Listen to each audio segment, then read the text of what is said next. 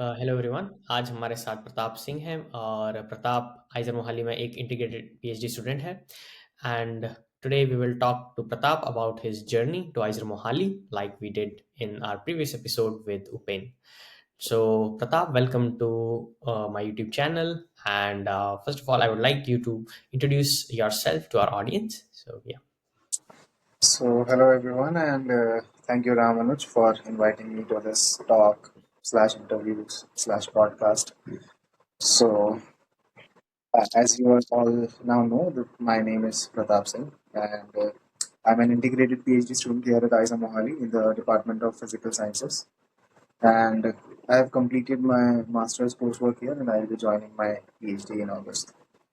So, yeah. Okay.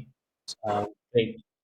So the first question I would like to ask is Pratap that everyone starts their journey to actually STEM courses, at least in India, is once they are in 10th, right? Then they choose that they want to do sciences, and in sciences also whether to do engineering or basic sciences or something else. You know, how was that choice for you?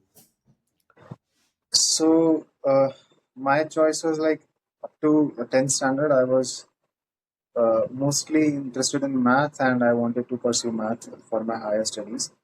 And so it really, so in India, as we all know, every student who thinks he, uh, he or she is good at math goes for engineering, most of them, except for you, Ramanuj. You chose, I think, NEET, although you had ECMB, both math and bio in high school, yes. So most Yeah, but now. students, yes. so so I chose engineering, and my decision was also influenced by some of my one of my cousins. He was like a mentor for me when I was in school, so it's partly influenced by him, and so I chose engineering. I prepared for the JE in Delhi, Fitji Punjab Bagh Center, and yes, so it was only there that I realized that I want to do physics. Like, so from math, so up to 10th, maths was the favorite subject. And then when I joined FITGI there, and there were, I think the reason must be that the teachers of physics teachers there were much more, uh, much better than the maths ones, and they made the subject more enjoyable. And I was doing well, and people around me uh, kept telling me that, yeah, you should do physics, and teachers, and also I decided I should do physics instead of engineering.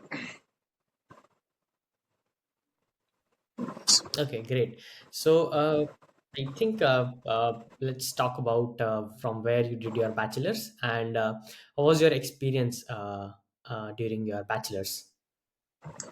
So I did my bachelor's from Banaras Hindu University. I joined in 2020, and so that was the COVID period, as you all must remember. So and the first 2 years were online, pretty much online. Uh, so it was like there was there wasn't any like sort of college life, only cheating through your online classes by signing them in and going back to see. All these things were there, and so mostly, and one good thing about that was you were not, so since exams were all open book exams, so uh, you had the option to read whatever you wanted, not what the course had prescribed. The course structure imposes on you. So that I took that advantage to some level, and then in terms of friend circles, we had a very uh, enjoyable and strong community on Discord of us classmates who were there, and they are still my friends, and they have like, so they, if I hadn't met them, then I would less I wouldn't be as good of a physic as I am. Maybe मतलब ऐसा नहीं है अभी मैं बहुत अच्छा हूँ, but जितना हूँ उससे भी थोड़ा खराब होता, उनका कुछ रोल रहा है उसमें कि एक एज अ फिजिसिस्ट मुझे शेप करना। और ये बहुत अच्छी कम्युनिटी थी। उसके बाद जब फिर हम लोग ऑनलाइन ख़त्म हुआ तो कॉलेज वापस आए, फोर्थ सेमेस्टर के बीच में आए थे देन।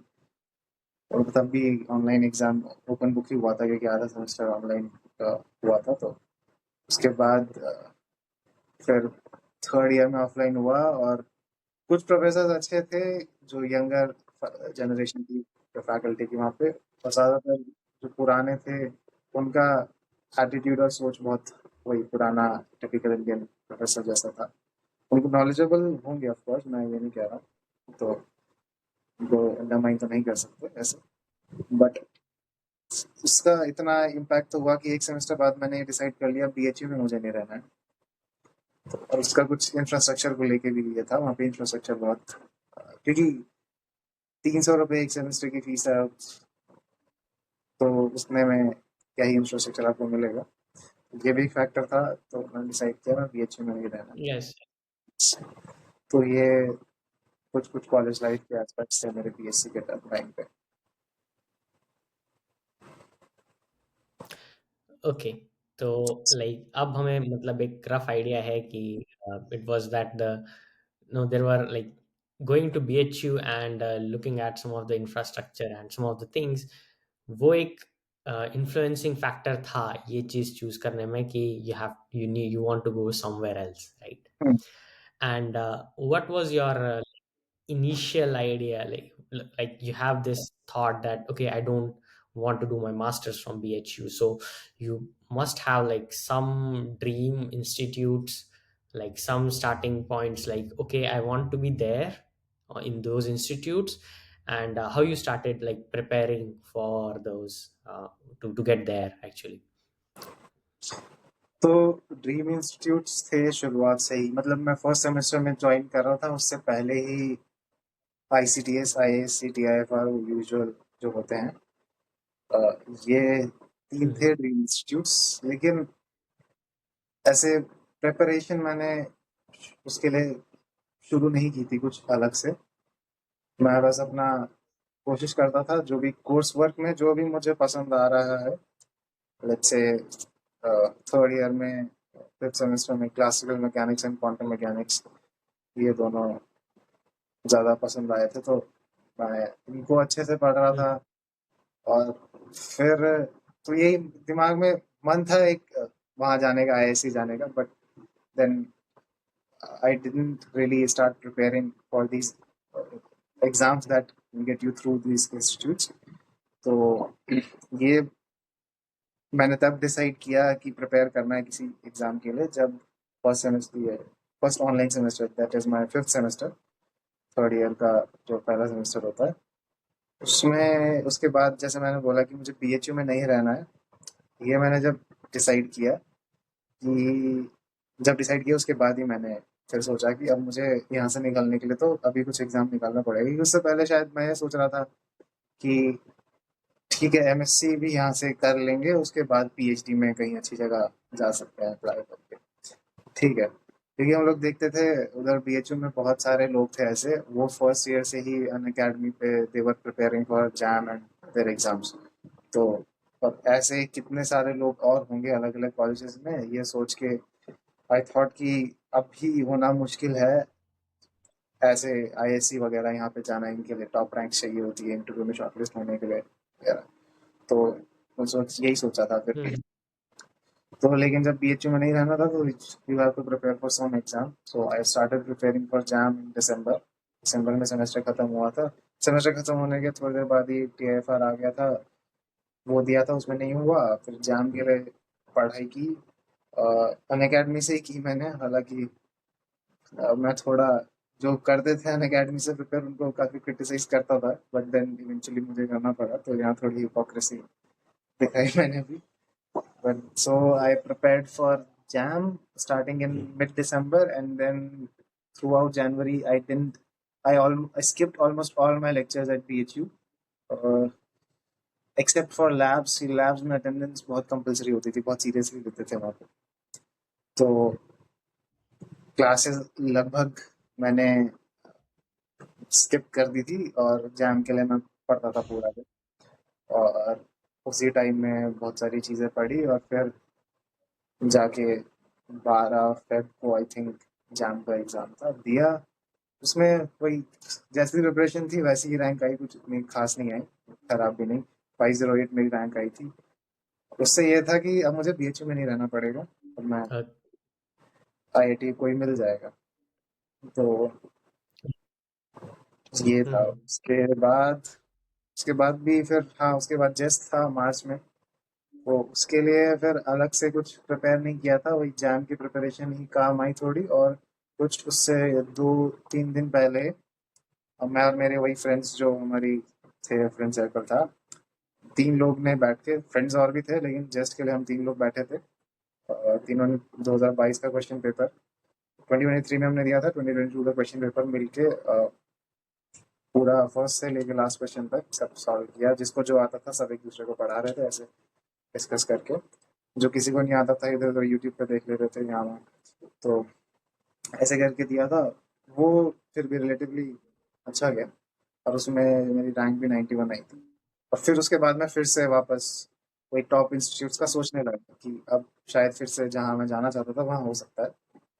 तो ये एग्जाम्स की कहानी थी। इसके बाद कोई एग्जाम नहीं दिया मैंने, सीयूईटी वगैरह बस यही था। यस। ओके। तो इसमें जस्ट एक छोटा सा क्वेश्चन की, आई थिंक जैम जो था वो शायद दिसंबर में हुआ था, राइट? नहीं नहीं, फेब में हुआ था। डीआईएफआर दिसंबर में होता है और जैम फेब के सेकेंड ओके। वीकेंड पे होता है। ओके, और उसके बाद जैम और जेस्ट के बीच में कितना टाइम था? जैम जैसे हमारा 12 फेब को हुआ था और जस्ट 26 मार्च को हुआ था, तो 1 महीने से थोड़ा ज्यादा, 1 महीना 10 दिन कुछ हाँ, तो roughly। Like because rank in jam and your rank in jest, like there was a improvement, right? So what was probably the contributing factor to that? What do you think? मुझे लगता है फैक्टर, एक तो just में कम लोग हैं, ये भी कम लोग दिया था। जस्ट जो एग्जाम है कम लोगों ने दिया था, ये भी एक फैक्टर होगा। दूसरा, मैं जस्ट के लिए मेरी एक्सपेक्टेशन ही नहीं थी कुछ। जैम में मैं 1.5 महीना क्लास छोड़ के सब बहुत उसके साथ पढ़ाई की थी। वहाँ पे एक एंजाइटी वाला फैक्टर रहता है, उस चक्कर में शायद ये हुआ हो। लेकिन Mm-hmm. ज़्यादा मुझे लगता है यही होगा, कम लोगों ने दिया था। और उसके अलावा जस्ट में मेरी कोई एक्सपेक्टेशन नहीं थी, मतलब हम लोग बस हमारा मोटिवेशन ये भी था कुछ जस्ट देने का कि दूसरे शहर में थोड़ा घूम के भी आ जाएंगे, क्योंकि बनारस में नहीं था सेंटर। तो हम लोग कानपुर में सेंटर पड़ा था, तो कानपुर गए थे। तो ये भी एक था, बाहर जाके आ जाएंगे, थोड़ा दे देंगे एग्जाम, ये चीज़। हाँ। In short, like जस्ट से एक्सपेक्टेशन कम थी तो इसलिए वो ज्यादा बेटर हुआ। in terms of like anxiety नहीं थी, and हाँ। like it was like a yes. chill kind of day for you. Yes. Okay, great. That's something really important, like yeah, you should have some sort of anxiety coping mechanism, right? हाँ। Great, great. So okay, so now you got a really good rank in jest, right? So the next part is to go for the interviews. So कौन कौन से institutes में apply किया था और कौन कौन से इंस्टीट्यूट्स में इंटरव्यू दिया था, like just let us know please. तो मैंने आईएससी में अप्लाई किया था सबसे पहले। उसका एप्लीकेशन पोर्टल चालू हो जाता है पहले ही, तो उसमें अप्लाई किया। आइजर पुणे में किया, नाइजर में किया, आइजर मोहाली में किया, आइजर भोपाल में किया और एचआरआई में किया था। टीआईएफआरएस का क्या है कि वो लोग खुद ही जिस के रैंक के बेसिस पे आपको मेल भेजते हैं अप्लाई करने के लिए कि आप इंटरव्यू के लिए आओ। कुछ उसमें रिकमेंडेशन लेटर का फॉर्मेट भी भेजते हैं, पीडीएफ, वो भी भरवाना होता है अपने किसी फैकल्टी से और हम्म। वो लेके जाने का। तो वो लोग खुद ही इनवाइट करते हैं, तो वहाँ से मुझे नहीं आया क्योंकि टीआईएफआर ने आई थिंक 55 रैंक तक बुलाया था उस टाइम पे, टीआईएफआर मुंबई ने। और आईसीटीएस ने 75 रैंक तक बुलाया था, तो मेरा वहाँ पे 91 रैंक था, तो मुझे कॉल नहीं आया। फिर आईएससी का जब कट ऑफ आया, सबसे ज़्यादा दिल तब टूटा टूटा था। तो आईएससी मैं एक्सपेक्ट कर रहा था कि मैं इंटरव्यू देने तो एटलीस्ट जाऊंगा। तो वहाँ पे कट ऑफ जनरल कैटेगरी के 84 रैंक तक था। वहाँ पे भी मेरा नहीं हुआ। आईएमएससी में भी मैंने अप्लाई ओह। किया था। आईएससी में उन्होंने 100 रैंक तक इनवाइट किया था अप्लाई करने के लिए। मैंने किया था तो मैं शॉर्टलिस्ट नहीं हुआ इंटरव्यू के लिए। सिर्फ 37 लोगों को उन्होंने शॉर्टलिस्ट किया इंटरव्यू के लिए। तो वहाँ पे भी नहीं हुआ। वहाँ पे भी थोड़ा फिर था कि आईएमएससी जाने का मन था काफ़ी, तो वहाँ पे भी ऐसे हार्ट ब्रेक हुआ था थोड़ा सा। फिर उसके बाद जहाँ से टीएफआर हम्म। हैदराबाद से मुझे तो कॉल आया था, लेकिन वहाँ का रिसर्च इंटरेस्ट जो वहाँ पे जिन चीज़ों पे रिसर्च की जाती है वो मेरे से बिल्कुल अलाइन नहीं करती थी, तो मैं गया नहीं वहाँ पे। और उन्होंने ईमेल में ये भी लिखा था कि फिजिक्स और केमिस्ट्री दोनों से पूछे जाएंगे, तो मैंने कहा छोड़ो, यहाँ तो होगा भी नहीं वैसे भी, क्योंकि केमिस्ट्री का तो नहीं हो पाता। तो फिर हम्म। तो मुझे जहाँ जहाँ से कॉल आया फिर इंटरव्यू के लिए, वो था आइजर पुणे, नाइजर, आइजर मोहाली, भोपाल और एचआरआई। तो सबसे पहले एचआरआई का इंटरव्यू हुआ था, हम्म। वो जो कि ऑनलाइन हुआ था। और वो मैंने दिया। उसका रिजल्ट भी थोड़ा जल्दी आ गया था काफ़ी, और मैं वेट लिस्टेड था उसमें।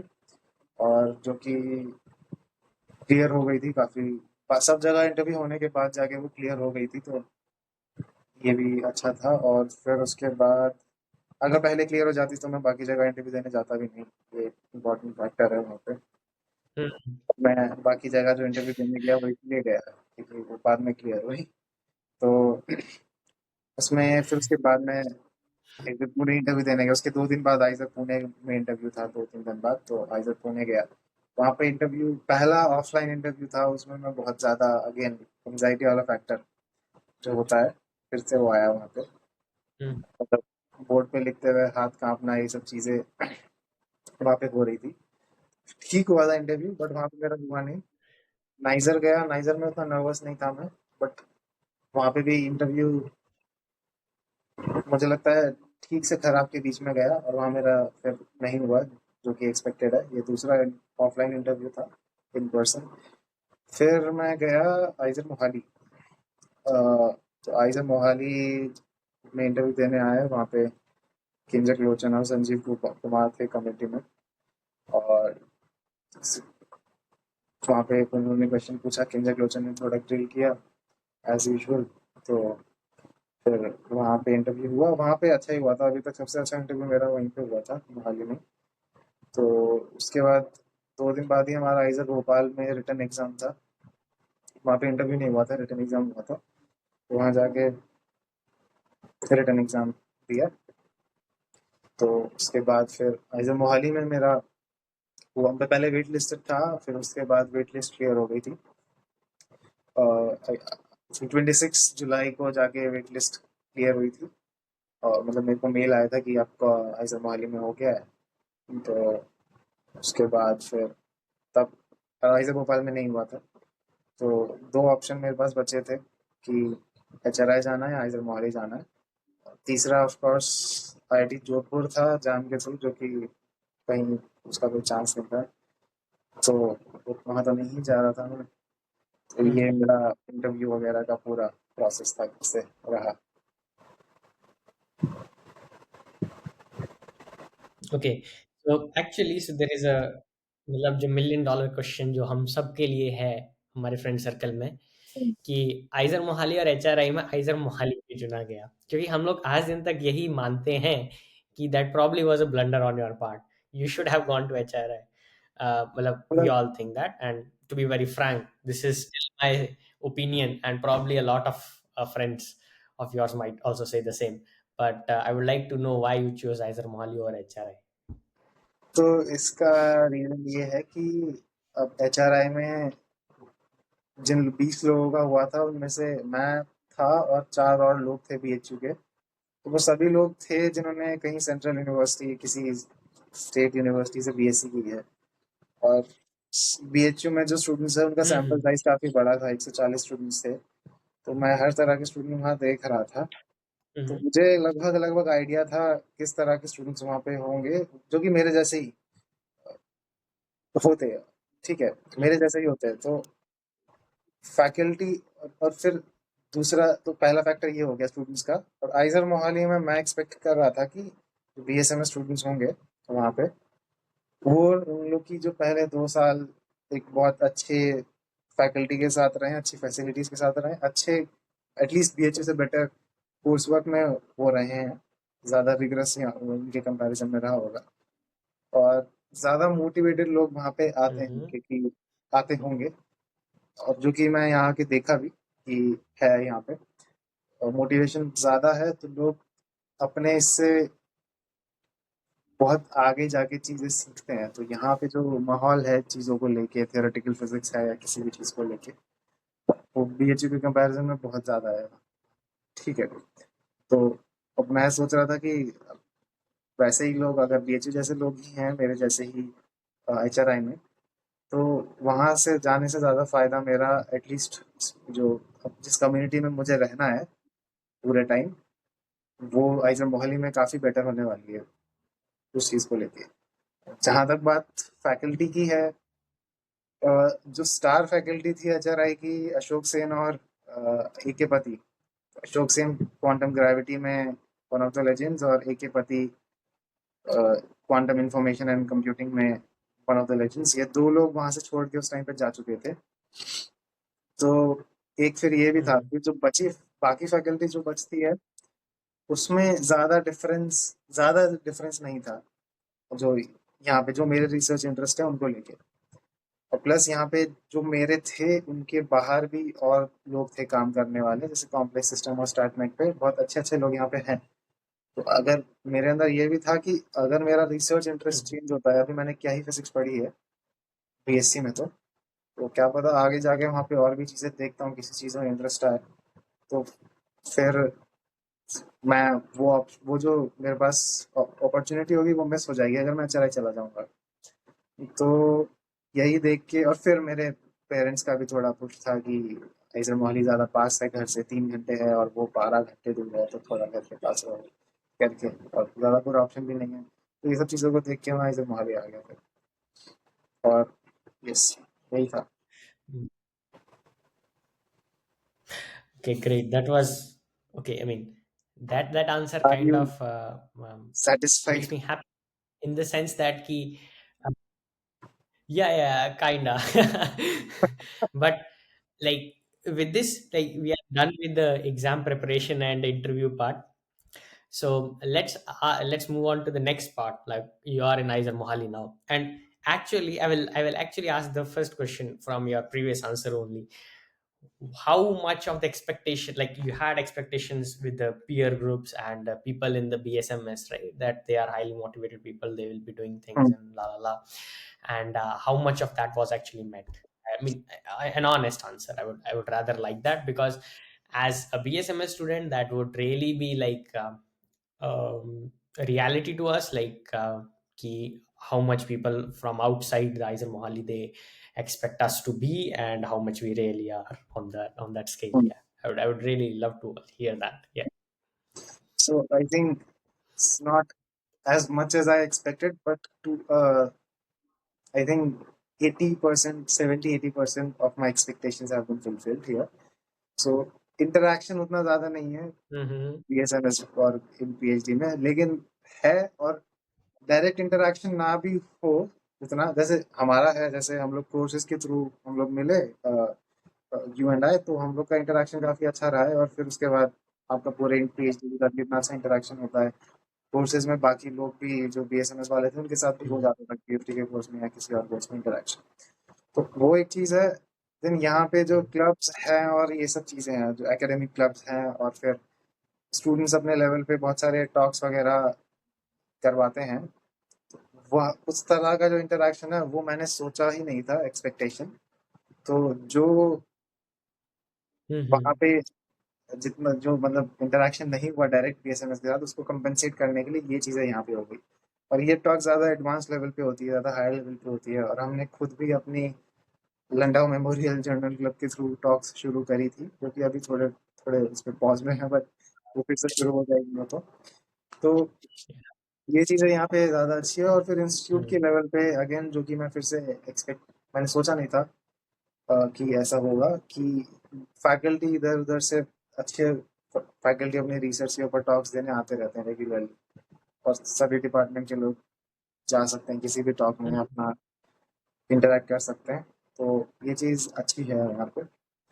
और ऑफ कोर्स इन पीएचडी में फिर जो स्टूडेंट्स आए वो भी काफ़ी अच्छे थे, उनके साथ अच्छे हैं, मतलब उनके साथ काफ़ी अच्छा इंटरेक्शन होता है, और अपने डिपार्टमेंट में भी और क्रॉस डिपार्टमेंट भी इंटरेक्शन भी काफ़ी अच्छा है।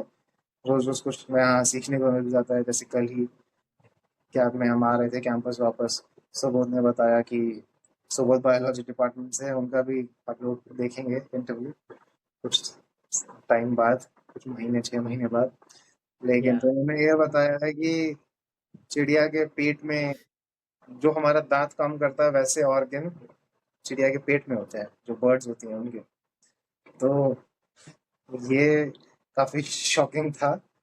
तो ये एक एग्जांपल थोड़ा ऐसा जोक मैं बता रहा हूँ, लेकिन है एक्चुअली में माइंड ब्लोइंग था उस टाइम पे। तो ऐसी चीजें क्रॉस डिपार्टमेंटल काफी इंटरेक्शंस होते रहते हैं, कुछ ना कुछ हर रोज सीखने को मिल ही जाता है यहाँ। तो ये चीज है, तो मैं कहूँगा 70-80% तो वो एक्सपेक्टेशंस फुलफिल हुई हैं, और जिस तरह से सोची थी वैसे नहीं हुई है, थोड़े अलग तरीके से हुई है। ये है। तो thumbs up to BSF. Okay, great. Great, thank you.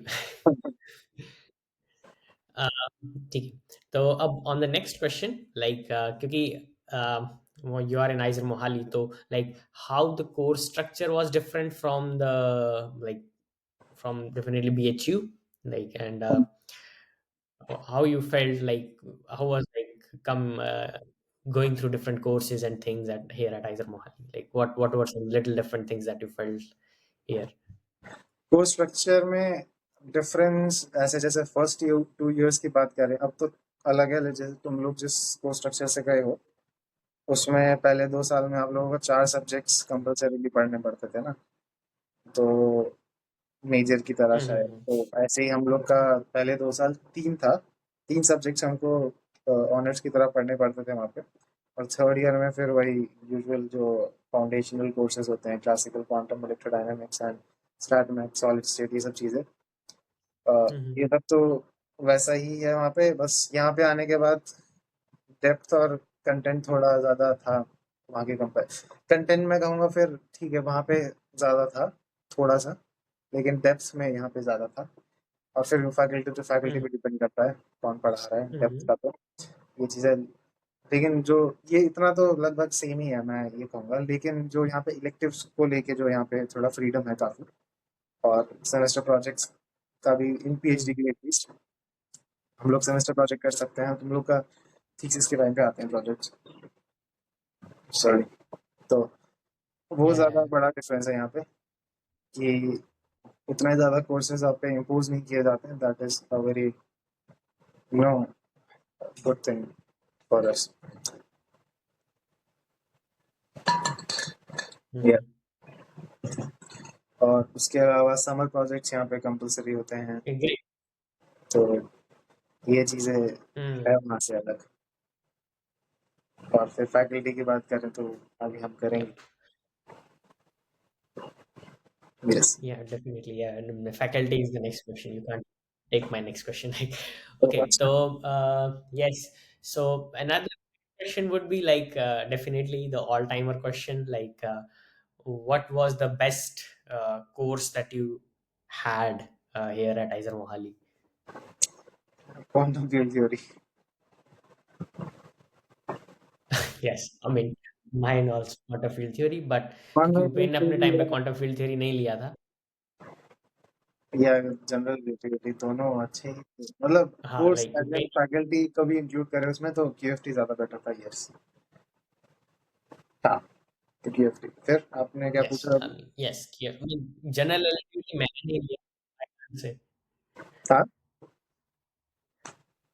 So for me, it's quantum field theory because of Yogendran, हाँ। but same is for you because of Yogendran. Like yes yes. Yogendran is like literally the most contributing factor for being the QFT and QM1 being the greatest course. Yes, yes true. right, and that's true. Yeah. Yeah. Okay, let's also talk about this thing also, that how you find like the campus life here at Aizen Mohali, because I think compared to BHU, the campus of Aizer Mohali is really small, and like there are definitely few pros and cons to it. So, what do Hmm. you think about it? I think pros are simply like, so everything is like very close to wherever you are, from close to wherever you are. Yes. So let's say, and in BHU, so from our hostel to, if you want to go from your hostel to the library, central library in BHU, it is almost like 1 kilometer. सो पैदल जाने में काफ़ी time लग जाता है, तो इसके लिए साइकिल होना ज़्यादा, वहाँ पे साइकिल बहुत नेसेसरी, एक रिसोर्स, नेसेसरी तो नहीं बट बहुत ज़्यादा यूजफुल रिसोर्स है। बहुत लोग बिना साइकिल के भी सर्वाइव करते हैं, और फिर Hmm. अंदर कैंपस में rickshaws and all are there, but cycle होना is like recommended, very much recommended. And even like आपको लंका गेट से हैदराबाद गेट तक जाना है, तो वो भी 3-4 किलोमीटर होगा, बीएचयू के 2 गेट्स हैं, जो कि काफ़ी, आपको काफ़ी बार जाना पड़ेगा वहाँ पे, क्योंकि बहुत सारी चीज, लंका गेट तो मेन गेट है, वहाँ से आप बहुत चीज़ें, आपको बनारस, मेन बनारस में जाना है तो that is through Lanka gate. और हैदराबाद गेट पे आपकी यूटिलिटीज जो स्टूडेंट्स के लिए है, सस्ता खाना बाहर का अगर खाना है वहाँ पे, स्टेशनरीज, ये सब चीज़ें बहुत ज़्यादा उसी साइड है, तो जाना पड़ सकता है आराम से। और हमारे हॉस्टल से भी वो 1-2 किलोमीटर थे दोनों गेट्स, तो ये चीज़ें हैं। तो लेकिन फिर कैंपस में, बट साइकिल होने के बाद वो कैंपस ज़्यादा अच्छा लगता था, क्योंकि अब हर रोज़ कोई ऐसी रोड पे जा सकते हो जहाँ बहुत दिन से नहीं गए थे, तो वो रिपीटेटिव नहीं होता है। यहाँ पे हम लोग खाना खाने के बाद एक ही रूट होता है कि वही इस रोड पे घूम के आ जाते हैं, Ah. तो डेली वही है। ये रिपीटेटिव है, ज़्यादा कुछ नया नहीं है, लेकिन देन ये, और फिर चंडीगढ़ में भी हर जगह एक जैसी ही लगती है, तो ये भी एक प्रॉब्लम तो है, लेकिन ठीक है। बट सब सब चीज़ पास पास में है, ये चीज़ बहुत अच्छी है। हॉस्टल से निकलते हो, एक रोड क्रॉस करके एलएचसी आ जाता है, एलएचसी से थोड़ा सा 10 कदम पीछे लाइब्रेरी है, लाइब्रेरी से I think around 20 steps ahead your EB1 and academic blocks are there. तो this is a like a very big advantage. 2 साल यहाँ पे हो गए, साइकिल की कोई जरूरत नहीं पड़ी है। This is the advantages. और हाँ, एक final Yes, really. Disadvantage Actually, है, my अ, यहाँ सुबह चाय नहीं मिलती है कहीं पे, मतलब मेस, आपको मेस में ही जाना पड़ेगा, जिसमें आपको पूरा मेस का खाने का पे करना पड़ेगा, लेकिन आपको सिर्फ चाय पीनी आती है, ये चीज़ नहीं है। बीच में ये भी था, जगह जगह पे छोटे छोटे ढाबे जैसे, तो मैं कहूँगा वो थे हर जगह, हर कॉर्नर पे, इसमें कुल्हड़ में बहुत अच्छी चाय आपको सुबह किसी भी टाइम मिल जाती थी। ये छोटा सा मुझे बोलना था, ये मैं आजकल फेस कर रहा हूँ ये, तो इसलिए मुझे प्लीज। LHC में नहीं मिल रही है आजकल चाय सुबह। किसमें? एलएचसी? LHC में, LHC में बिस्किट ज़्यादा, और वो H7 वाली कैंटीन में। वो सुबह जैसे 7-8 बजे नहीं मिलती है वहाँ पे, जैसे एच फाइव कैंटीन में तो 11 बजे बननी शुरू होती है। सेम आई थिंक H7 का भी होगा। हुँ, हुँ, हुँ, और एलएचसी 9:30 बजे खुलता है, हुँ, बट वहाँ पे वो मशीन वाली चाय देते हैं, तो वहाँ कुछ। हुँ। बस हम्म।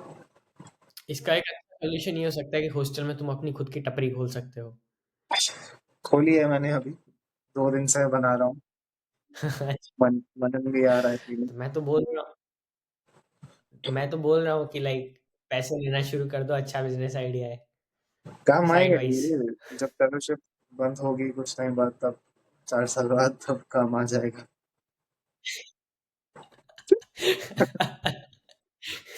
ये कर सकते समोसा और बिस्किट भी रखना स्टार्ट, बिस्किट तो रख ही सकते हो, मतलब लाइक होलसेल में ब्लिंकिट से मंगा लो।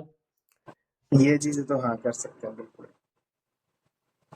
Hmm. Like, for all those who are at Iser Mohali watching this episode, so I don't exactly now remember the Pratap's room number, but if you ever want to drink tea in the mornings or probably late in the night in the evenings, depending upon his availability in the room, you can always go to H3 hostel, and in H3 just do a little bit of homework and find his room number, and you will always find good tea with biscuits there. Yeah, just a little shout out for a business. You don't have to find my room number. I'll give it to you right here, right now. It's 401 और चाय का दाम रहेगा 15 रुपए. और ये H5 में और H7 में कितना है? उनमें 10 रुपए है, लेकिन अच्छी नहीं मिलती है वो, ये भी एक फैक्टर है. और मैं यहाँ process Right, it's sugar like नहीं डालूंगा. हमारे यहाँ पे खांड, जो कि अनप्रोसेस्ड फ्री शुगर होती है, वो डाली जाती है. तो ज्यादा हेल्दी भी है, या कम अनहेल्दी है, मैं ये कहूँगा. तो देख लो, 15 रुपए वर्थ इट है. 401. ग्रेट. H3401 चाय, आइजर में नई चाय की टपरी. और जस्ट लाइक छोटा सा पॉइंट जो मुझे ऐड करना था, अब मेरे दिमाग से निकल गया, छोड़ो. बाद में अगर बीच में याद आएगा then I ask you. Okay, तो apart from jokes, let's move back to some serious things. Is that so there was a time, I think, during your bachelor's, right, when you thought of uh, doing maths, right? But you eventually chose physics because, I mean, in our discussions like early on, you told that probably you didn't had your like quantum mechanics one or like some exotic physics courses by that time. But I would like to know that like, has it ever happened to you that like you have like this little, even a little bit of desire of moving from theory to experiment? Theory to experiment. Yeah, yeah, yeah. Oh. No, never. I've never Okay. had Yeah, I mean, yeah. any desire to move from theory to experiments, as far as I remember. Uh, Hmm. yes, regarding the switching to maths, I think that was so. Like earlier, I said I wanted to do math until my 10th standard. Then after that, through some external influences, I chose engineering. So that influence, that interest in math was still there, because after and during, like towards the end of my high school and after my high school, I was watching a lot of uh, math content on YouTube, like number five and all. So that really got me back into math. And then this question was still there in my mind during my counseling for PHU. Should I like prefer physics honors or maths honors? So and then, but I don't know why I simply went with physics honors, because it didn't matter much, as you we had the option of switching to another subject, the three subjects that we learned during the first 2 years of PhD in BHU. So you can switch to Hmm. any other two of them. So I had physics, maths, and chemistry, so I could have uh, chosen any of maths or chemistry. So that is why I physics and went ahead with physics. And then again, towards the end of our second year, the BHU administration gives you a Google form, and uh, like asks whether you want to switch your honor subject or not. So उस time पे भी मैंने switch किया था वापस से. Maths में form भर दिया था, नेक्स्ट डे जाके कैंसिल करा दिया. फिर इसका भरने का रीजन फिर रहा कि बीएचयू में मैंने जैसे शुरुआत में बोला कि हमारे फर्स्ट 2 इयर्स में फ्रीडम बहुत ज़्यादा था कि आप क्या पढ़ना चाहते हैं, क्योंकि ओपन बुक एग्जाम से, तो एग्जाम्स कोर्स वर्क में उतना घुसने की ज़रूरत नहीं थी. तो मैं तब रिलेटिवली फिजिक्स से ज़्यादा मैं मैथ्स तब कर रहा था. एनालिसिस वगैरह मैंने किया था, थोड़ा लीनियर अलजेब्रा और ग्रुप थ्योरी मैंने काफ़ी अच्छे से किया था उस टाइम पे. तब मैं उस टाइम पे ऑलमोस्ट बन गया था कि मुझे मैथ्स में ही स्विच करना है, कि ये जो सर्टेनिटी है मैथ्स में, this is what I enjoy. Physics में बहुत ज़्यादा अनसर्टिनिटी होती है, not Heisenberg uncertainty but conceptual uncertainty बहुत ज़्यादा होती है कि आप Yes, yes. चीज़ों को करने के लिए कहीं से भी कुछ भी बहुत जगह ले आते हो, so which makes physics a lot more difficult. तो यहाँ पे if there is a definition then it is what it is in maths. You don't have to go anywhere else. You just stare at it for as long as you want. Then eventually it will be clear to you what it is. So this certainty was this comfort I really enjoyed in math at that time. So that is why I chose math. Then came like that decision. I so filled math in that Google form. Then next day I cancelled because then बहुत अच्छे अच्छे courses आने वाले थे आगे, जो कि quantum mechanics और क्लासिकल मैकेनिक्स थे, जो लग्रांजियन हैमिल्टनियन फॉर्मुलेशन जिसके टाइम पे जिसको इतने टाइम थे जिनके बारे में सुनते आ रहे थे हम लोग। तो और फिर मैंने सोचा कि ये चीज़ें जो थियोरेटिकल फिजिक्स में करूँगा तो उससे मैथ्स में तो काफ़ी टच में मैं रहूँगा ही, जो कि थोड़ा बहुत गलत था क्योंकि उतना उस तरह से नहीं होता है जो हम मैथ्स करते हैं, जिस उस तरह से नहीं होता जैसे फिजिसिस्ट करते हैं, तो सॉरी मैथमेटिशियन करते हैं। तो Hmm. सर किया और उसके बाद वही फिर अब फिजिक्स के साथ साथ फिर वही था उस वो किया तो क्वांटम मैकेनिक्स और क्लासिकल मैकेनिक्स के सब्जेक्ट्स इवन थोड़ा बहुत इलेक्ट्रोडायनेमिक्स भी काफ़ी अच्छा स्टैट में भी सिक्स सेमेस्टर में अच्छा लगा काफ़ी। तो मैं फिजिक्स के साथ ही गया मास्टर्स में भी और फिर इधर आ गया। अभी तक ऐसा कुछ फिर से सोचा नहीं कि स्विच करना है, तो यही है। Hmm. Hmm, Okay, great. So, right. So, let's talk about a little bit more on hostels. How do you like the food here? Food तो मतलब अब हम बहुत टाइम से खा रहे हैं तो रिपीटेटिव हो जाता है, इसलिए हम लोग कंप्लेन करते हैं और कभी कभी खराब बना भी देते हैं लोग, लेकिन बाकी हॉस्टल से कंपेयर करो, बाकी गवर्नमेंट यूनिवर्सिटीज या इंस्टीट्यूट्स में, तो उससे तो काफ़ी अच्छा Hmm. है खाना मुझे लगता है। और फिर ऑप्शंस भी यहाँ कैंप छोटा कैंपस है उसके बावजूद भी काफ़ी ऑप्शंस है आपके पास। आपके पास मेस SRM मेस है, फिर प्राइवेट मेस है, चेट मेस है, और यहाँ पे मंचिंग अड्डा है, और कैंटीन जो है हॉस्टल कैंटीन उनमें भी मिलता है खाना, जो कि मैं तो प्रेफर नहीं करता हूँ। उसके अलावा शॉपिंग सेंटर में आपके पास दो ऑप्शंस है, राजस्थानी रेस्टोरेंट और बंगाली रेस्टोरेंट। तो ऑप्शंस बहुत सारे हैं, उसकी दिक्कत नहीं है। खाना अच्छा ही है लगभग सब जगह, पूरा तो नहीं है, तो ये चीज़ है अच्छी। And on top of that, it's always Swiggy and Zomato. हाँ यस। Okay, like ये Zomato are not funding us, so. And ये एडवांटेज हर जगह नहीं है माइंड यू कि आइजर भोपाल कैंपस से, मतलब सॉरी आइजर भोपाल का जो कैंपस है वो भोपाल से बहुत बाहर है। तो आप या TVM का भी, ये सब काफ़ी टाइम लग जाता है मेन सिटी से, तो यहाँ पे ऑर्डर करना उतना कन्वीनियंट नहीं है जितना बाकी जगह पे। एक तो टाइम ज़्यादा लगता है, ठंडा हो जाएगा, तो उसकी वजह से प्राइस बहुत ज़्यादा हो जाता है। ये एक्चुअल मोहाली स्पेसिफिक और पुणे स्पेसिफिक एडवांटेज है। इवन आइजर कोलकाता भी शहर से दूर है, तो सी इट्स, Yes. हाँ, it's an आइजर Mohali thing. Uh, so if you are a big like a Zomato or a Swiggy guy, then you should come to Aiza Mohali or Pune, probably. Yeah. Okay, so with this, we will move to our last segment, and I'll ask you some like rapid fire or like quick questions, and you have to like just answer them immediately, like the first thing that comes to your mind. Okay? Yes, like okay, great. Okay. Yeah. So one myth about Izers you would like to burst. Are there any myths? This is what came to my mind first. The first thing. This was the first thing. So I said it. So But anyways, once you get into ISERS, then you will fall into the trap of academia. It's not true. There are placement options as well.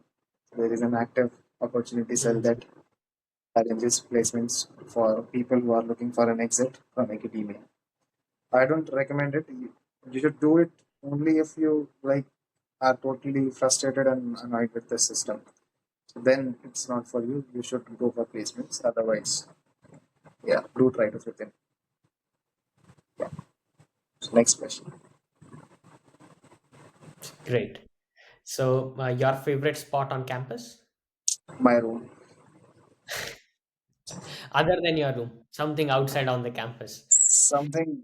So I'll give this answer in two aspects. Like one is an historical aspect, and one is the present aspect. Historical is why historical, because there was a spot that I enjoyed very much, and I have spent quite a lot of time there alone. Not a lot of people knew that. So it was that. So ये जो हिल centre के सामने एक वहां पे था, पेड़ के नीचे एक पॉन्ड था छोटा सा, वहां बेंच थी एक, वहां जाके मैं बैठता था काफी. Mhm. That was my favourite, Ah, one of the favourite spots here. ah, तो वो अब नए हॉस्टल्स बनने के बाद कुछ वहां पे बहुत ज्यादा मिट्टी उधर डाल दी और वो स्पॉट चला गया, तो इसलिए ये हिस्टोरिकल एस्पेक्ट है इस आंसर का. अब नहीं. hmm. तो दूसरा मेरा फेवरेट स्पॉट आई थिंक, हाँ, जो फैकल्टी के जो विलास जो है वहाँ पे, जो सीनियर फैकल्टी के लिए घर है, उसके सामने एक छोटा सा ये गार्डन तो नहीं कहेंगे, बहुत अच्छी ग्रास है वहाँ पे और बीच में पेड़ वेड़ है, तो आपको, आप वहाँ पे ज्यादा दिखाई नहीं देते हो बाहर से, और बाहर की चीजें भी आपको वहाँ से ज्यादा दिखाई नहीं देती हैं. तो वो जगह काफी अच्छी है, थोड़ी आइसोलेटेड सी, शांति होती है, Hmm. तो भी अच्छा है. हालांकि वहाँ पे उतना टाइम मैंने स्पेंड किया नहीं है, बट क्योंकि अगेन पहला तो रूम ही है, तो ये सब तो जबरदस्ती के आंसर है. तो यस. Okay, ठीक. The most inspiring professor you ever had. KP Yogendran, IISER मोहल्ले में ना. Great.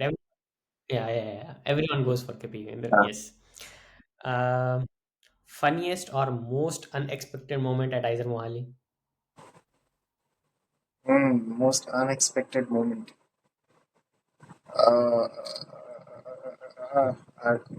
कुछ आ ही नहीं रहा है सर. फनीस्ट एंड अनएक्सपेक्टेड, मतलब ऐसे इवेंट्स रहे हैं कि कोई बहुत बड़ा साइंटिस्ट यहाँ पे टॉक देने के लिए आ रहा है, तो वो अनएक्सपेक्टेड मोमेंट्स काफी सारे रहे Hmm. हैं. जैसे P Balram from IISc came, and then this neuroscientist from MIT also came here once. इस तरह की चीज है अनएक्सपेक्टेड Yeah. अभी मोमेंट्स. like अभी कुछ दिन पहले like there was Professor Janendra K. Jain. या एग्जैक्टली, वुल्फ प्राइज विनर. सो Yeah, तो yeah. ये अनएक्सपेक्टेड चीजें हैं थोड़ी सी. But ऐसे फनी तो Yeah. रोज होता ही रहता है कुछ ना कुछ, तो इतना ऐसा कोई हाईलाइटेड मोमेंट तो याद नहीं है, क्योंकि MP23 का बैच यहाँ पे काफी आ, है फन लविंग, तो Uh, इसीलिए होता ही रहता है. okay, great. So last question. One scientist, dead and alive. You have to like tell both for dead and alive. You would like to meet. Dead में obviously Albert Einstein, and alive में obviously Leonard Susskind. Why? Ah, great, great answers. Great answers. Thanks. Huh? No no no, go ahead. Why? I mean, okay, Albert. Uh, uh, I didn't. I think there is some signal problem. या there is like your voice is breaking. Okay. हाँ, it's clear Okay. Now. Anyways, I think. Okay. Yeah. So, anyways, like I was about to end the session now. So, thank you, Pratap, for joining us and spending some time with us here on this interview. And great. And I would love to have you again, probably with like Wayne and other of our friends, and to have some discussions on general like philosophy of physics or where the current science is going and things like that. It would be really nice to have you there. I hope you will be there. We'll find you there, right? Yep. Yeah, great. So thank you once again, and yeah, see you. Bye. Bye bye.